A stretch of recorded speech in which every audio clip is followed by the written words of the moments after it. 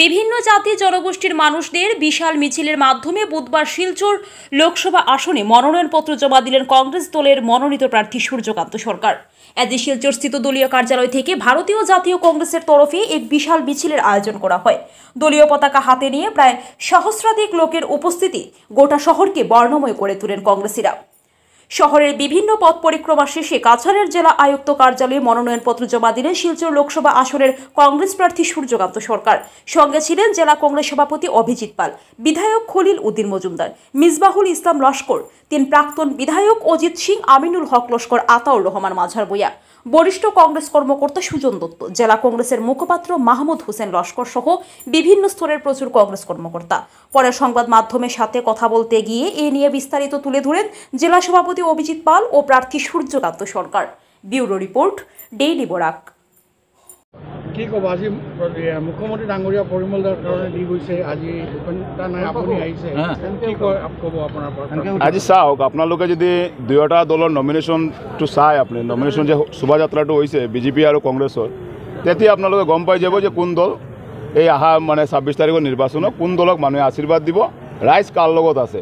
মুখ্যমন্ত্ৰী দেখিছে তেওঁলোকে যাক প্ৰাৰ্থী বনাইছে সেই প্ৰাৰ্থীজন এজন ব্যৰ্থ, তেখেতক কোনো আজিলৈকে এটা ভালকৈ এটা ৰাইজে তেখেতে একচেপ্ট নকৰে। সেইকাৰণে বাৰ মুখ্যমন্ত্ৰী শিলচৰৰ আসনৰ কাৰণে বাৰ মুখ্যমন্ত্ৰী আহিব লগা হৈছে। নমিনেশ্যন ডিক্লেয়াৰ হোৱাৰ পিছত একবাৰ মুখ্যমন্ত্ৰী আহিছে, আকৌ আজি নমিনেশ্যন দিবৰ কাৰণে মুখ্যমন্ত্ৰী আহিছে। তাৰপিছতো মুখ্যমন্ত্ৰী আহি আমি চাইছোঁ, যোৱাকালি আপোনালোকৰ সাংবাদিক সন্মিলন কৰি বিজেপিয়ে কৈছে যে 145খন গাড়ী দিছে, 145খন বাছ দি তাৰপিছতো মানুহ আনিব পৰা নাই ভালকৈ, আপোনালোকে চাব। আৰু আমি কংগ্ৰেছ দল, আমি চৰকাৰত নাই, ক্ষমতাত নাই, আমি সাধাৰণ মানুহৰ নিচিনাত আমি নিৰ্বাচনত অৱতীৰ্ণ হৈছোঁ, আমাৰ প্ৰাৰ্থী অৱতীৰ্ণ হৈছে, কিন্তু ৰাইজ ওলাই আহিছে। আজি আপোনালোকে আমাৰ শোভাযাত্ৰা চাব, আজি পুলিচ প্ৰশাসনৰ কাৰণে, ট্ৰাফিকৰ কাৰণে বহুত মানুহ এতিয়াও ৰাস্তাত ৰখি আছে, আহি কংগ্ৰেছ অফিচ পাব পৰা নাই, বহুত খোজকাঢ়ি দি কংগ্ৰেছ অফিচত আহিছে। তাৰপৰা আজি ইমান মানুহৰ আমি জনসমৰ্থনটো পাইছোঁ, ৰাইজ আমাক ওলাই আহিছে, কংগ্ৰেছ কৰ্মীবিলাক ওলাই আহিছে, আমাৰ মহাজোঁটৰ যিবোৰ আমাৰ লগত শৰিক দলবিলাক আছে, CPI আছে, CPM ML আছে, লিবাৰেশ্যন ফ্ৰণ্ট আছে, তেওঁলোকে ওলাই আহিছে। গোটেই মিলি আমাৰ ৰাইজে আহি আমাক প্ৰাৰ্থীক আশীৰ্বাদ দিছে। আমি এইটো চাই আমি আজি আনন্দিত। আৰু ৰাইজ আজি যেনেকৈ আশীৰ্বাদ দিছে, আজি যেনেকৈ ওলাই আহিছে আমাৰ প্ৰাৰ্থীৰ সমৰ্থনত, এই অহা 26 তাৰিখৰ নিৰ্বাচনতো সিহঁতে এই সমৰ্থনটো দিব আৰু আমাৰ প্ৰাৰ্থী 3 লাখ ভোটৰ ব্যৱধানত জিতিব। আমি এতিয়া কোৱা নাই, সিহঁতে আগত কৈছিলে 3 লাখত জিতিব, 4 লাখত জিতিব।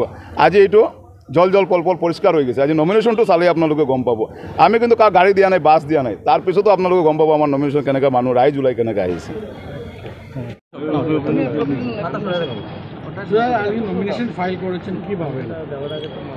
আমি সর্বপ্রথমেই বরাকবেলি তথা শিলচর লোকসভার অন্তর্গত আমার অতি শ্রদ্ধার জনসাধারণকে আমার প্রণাম জানাচ্ছি এবং সঙ্গে ওনাদের আশীর্বাদ চাইছি, যাতে ওনাদের আশীর্বাদে এই বরাক তথা শিলচরের যে গণদাবি আছে, এই গণদাবি নিয়ে ওনাদের পাশে দাঁড়িয়ে ওনাদের সেবায় কাজ করতে পারি এবং এই গণদাবিগুলা নিয়ে আমি লড়াই করতে পারি।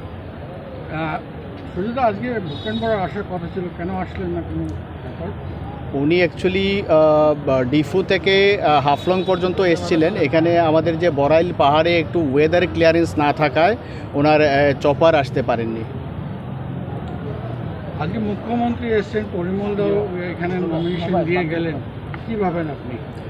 ওনাদের ব্যাপারে আমাদের ভাবার কিছু নেই। আমরা তো স্বতঃস্ফূর্তভাবে আমাদের যারা গ্রাসরুট লেভেলের কংগ্রেস কর্মী আছেন, আপনারা দেখতে পেরেছেন যে আমাদের কর্মী ব্লক লেভেল, ডিস্ট্রিক্ট লেভেলের সর্বস্তরের কর্মীরা স্বতঃস্ফূর্তভাবে যেভাবে যোগদান করেছে, শুধু কংগ্রেস কর্মী না, আপনারা দেখতে পেরেছেন যে জনসমর্থন বা বিভিন্ন জনসাধারণ যারা আছে, সাধারণ মানুষও আমাদের স্বতঃস্ফূর্তভাবে আমাদের ইয়েতে প্রসেশনে যোগদান করেছেন।